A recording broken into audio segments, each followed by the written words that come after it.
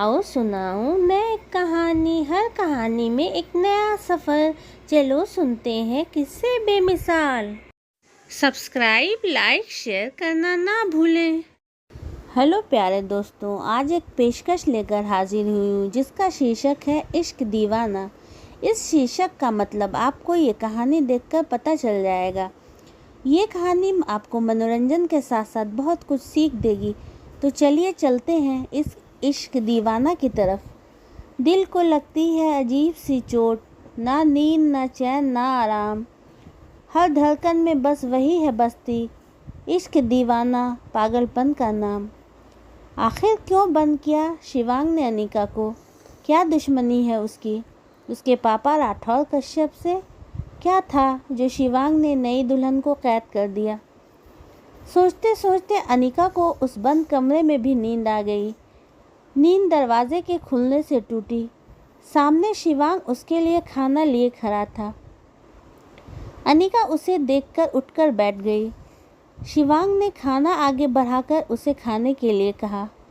अनिका खाना तो नहीं चाहती थी, लेकिन भूख से बेहाल थी। खाना खाने लगी। शिवांग चुपचाप बैठा था। खाना खत्म होते ही उसने शिवांग की ओर आस भरी नज़रों से देखते हुए कहा, प्लीज़ मुझे जाने दो। तुम मेरे साथ ऐसा क्यों कर रहे हो? मैंने तुम्हारा क्या बिगाड़ा है? शिवांग की आंखों में जैसे नफरत सी थी। उसने कठोर लहजे में जवाब दिया, तुमने नहीं, तुम्हारे पिता ने बिगाड़ा है। क्या बात है, मुझे बताओ, क्यों मुझे सज़ा दे रहे? शिवांग बिना कुछ कहे दरवाज़ा बंद करते हुए वापस चला गया। उसका दम बंद कमरे में घुट रहा था। क्या करे? जीवन का यह मोड़ उसे दुख और रहस्य से परिचित करा रहा था। अभी 4 दिन पहले ही वह दुल्हन बनी थी। शिवांग का रिश्ता उसके लिए आया था। कंपनी का मालिक, सुंदर राठौर कश्यप जैसे बिजनेस माइंडेड इंसान ने तुरंत ही रिश्ता कबूल कर लिया। मंडप में अनिका शिवांग के साथ बहुत ही सुंदर लग रही थी। अनिका थी भी सुंदर, प्यार लुटाने वाली। मंडप जैसे दोनों की सुंदरता से रोशन हो गया था। शादी भव्य थी। आखिर राठौर कश्यप की इज्जत का सवाल था। इज्जत बनाने का कोई भी मौका वो नहीं जाने देते। विदाई हुई। अनिका शिवांग के साथ उसके विशाल भवन में आ गई। शिवांग के माता पिता का स्वर्गवास हो चुका था। उस घर में नौकर चाकर के सिवा कोई न था। 3 दिनों बाद राठौर कश्यप पत्नी के साथ अनिका को लेने आए तो शिवांग का रूप देखकर अनिका कांप गई। शिवांग ने कहा, राठौर कश्यप, तुम्हारे गुनाहों की सज़ा अब मैं तुम्हें दूंगा। नहीं जाएगी अनिका। राठौर कश्यप कंपनी के मालिक थे, लेकिन बेटी के बाप थे। कुछ पल के लिए चकरा गए, फिर उनका घमंड ऊपर हो गया। उन्होंने तेज़ आवाज़ में कहा, क्या बकते हो? कौन से गुनाह? तुम किस तरह की बातें कर रहे हो? उनकी पत्नी अवंतिका तो दुख और हैरानी से बस एकटक सबको देखे जा रही थी। इकलौती बेटी के साथ ये सब, आखिर क्या बात है? कौन है शिवांग? राठौर कश्यप उस समय चले गए ताकि आगे की रणनीति तय कर सके। अनिका ने घबराकर पीछे भागना चाहा तो शिवांग ने उसे कमरे में बंद कर दिया। दूसरे दिन अनिका बुखार से तप रही थी। शिवांग ने उसे दवा खिलाया। अनिका ने तड़प कर फिर वही सवाल किया। अब शिवांग बोला तो उसके लहजे में कठोरता कुछ कम थी। तुम्हारे पिता ने जो गुनाह किया है तुम सुनोगी तो तुम भी उससे नफरत करोगी। अनिका ने हाथ जोड़ दिया। मुझे इस कमरे से बाहर निकालो। शिवांग यह सुनकर भी चुपचाप चला गया। शाम का पहर था। बाहर अंधेरा उतर रहा था। अधेड़ नौकर ने आकर दरवाज़ा खोल दिया। अनिका तड़प कर उठ खड़ी हुई और तेज़ी से बाहर जाने लगी। बीबी जी, आप घर के अंदर ही रहना। साहब ने कहा है आपका गेट से बाहर जाना मना है। अनिका के तेज़ी से बढ़ते हुए कदम सुस्त हो गए। फिर उसने सोचा, कम से कम इस बंद कमरे से तो आज़ादी मिली। वो घर में दूसरे कमरे हॉल में गई। शिवांग नज़र नहीं आया। गेट पर सख्त पहरा था। दूसरे दिन अचानक शिवांग उसके कमरे में आया। सुनो, अभी तुम्हारे पिता राठौर कश्यप कुछ आदमियों को लेकर आ रहे हैं। उनके सामने तुम्हें कहना है तुम उनके साथ नहीं जाना चाहती। और सुनो, अगर तुमने ऐसा नहीं किया तो नुकसान की जिम्मेदार तुम खुद होगी। अपनी मम्मी से तो तुम्हें प्यार होगा, ऐसा न हो उनका एक्सीडेंट हो जाए। ये सुनकर अनिका परेशान हो गई। उसने घबराकर कहा, नहीं नहीं, मैं नहीं जाऊंगी उनके साथ। वही हुआ जो शिवांग चाहता था। वो लोग वापस चले गए। अभी राठौर कश्यप ऑफिस जाने के लिए तैयार हो रहे थे। ऑफिस से कॉल आई, सर हमें जो ऑर्डर मिला था कैंसिल हो गया। राठौर कश्यप चकरा गए, ऐसा कैसे हो गया?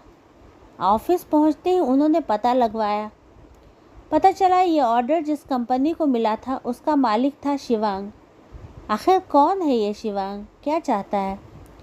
राठौर कश्यप समझ नहीं पा रहे थे। अनिका को समय पर दवा देना शिवांग का काम था।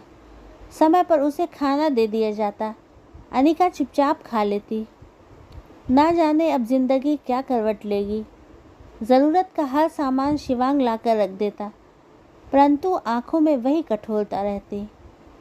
आज न जाने शिवांग के दिल में कुछ हुआ था। अनिका के कमरे में गया तो अनिका गुलाबी कपड़ों में कोई मासूम परी लग रही थी। शिवांग तुरंत वापस आ गया। ये उसे क्या हो रहा? ये तो केवल बदले के लिए लाई गई है। उसने अनिका के ख्याल को झटक दिया। आज अनिका टहलते हुए सामने वाली कॉरिडोर से आगे बढ़ गई। कॉरिडोर के अंत में एक कमरा था।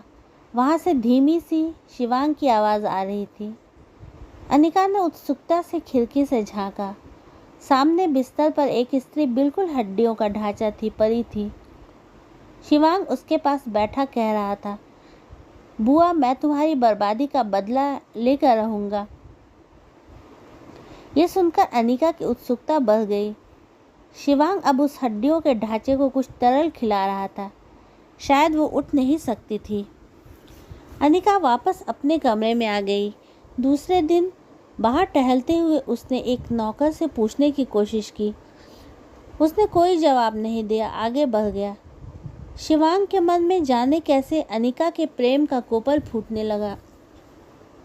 राठौर कश्यप को मिले कई ऑर्डर कैंसिल हो गए, करोड़ों का घाटा हुआ। वो अनिका को वापस लाने का प्रयत्न कर रहे थे। एक दिन कुछ आवाज़ों से अनिका की नींद खुली। देखा सामने एम्बुलेंस खड़ी थी। शिवांग दौड़ता हुआ उसी कमरे में गया। उसी स्त्री को एम्बुलेंस में डाला गया। नर्स भी साथ थी, गार्ड वहीं खड़े थे। अनिका ने देखा गेट पर कोई नहीं। अचानक उसके मन में ख्याल आया, क्यों न भाग जाए। वो भागते हुए गेट से बाहर निकल गई। सामने ऑटो को रोककर बैठी और घर पहुंच गई। राठौर कश्यप और अवंतिका की जैसे जान आ गई। राठौर कश्यप हॉस्पिटल अपने दोस्त को देखने गए। साथ में अनिका भी थी। राठौर कश्यप हॉस्पिटल अपने दोस्त को देखने गए। साथ में अनिका भी थी। रूम नंबर शायद 101 बताया था। वो रूम नंबर 101 में पहुँचे। वहाँ तो एक स्त्री लंबे बालों वाली, वही नाक, वही होंठ, चेहरा भी वही। वो दंग रह गए। ये कैसे हो सकता है? ये तो अवनी है। क्या अवनी जिंदा है? खटके की आवाज़ से उस अवनी नामी हड्डियों के ढांचे ने पलटकर देखा। उसकी भी आंखें फटी रह गई। अनिका ने राठौर कश्यप का हाथ खींचा। पापा, यहाँ तो कोई और। अभी वह यह कह ही रही थी कि उसकी नज़र उस स्त्री पर पड़ी। वो दंग रह गई। पीछे से शिवांग चला आया। अनिका, शिवांग, राठौर कश्यप सभी एक दूसरे को देख रहे थे। अचानक शिवांग ने कहा, क्यों कश्यप साहब, आप बुआ को देखकर चौंक गए ना? आपने तो उन्हें मार ही डाला था। अनिका को समझ में नहीं आया वो ये क्या सुन रही है। शिवांग ने अब की बार अनिका को देखकर कहा, अब जब सब सामने है तो ये कहानी जान ही लो तुम भी। मेरी बुआ श्रद्धा राठौर कश्यप से प्यार करती थी।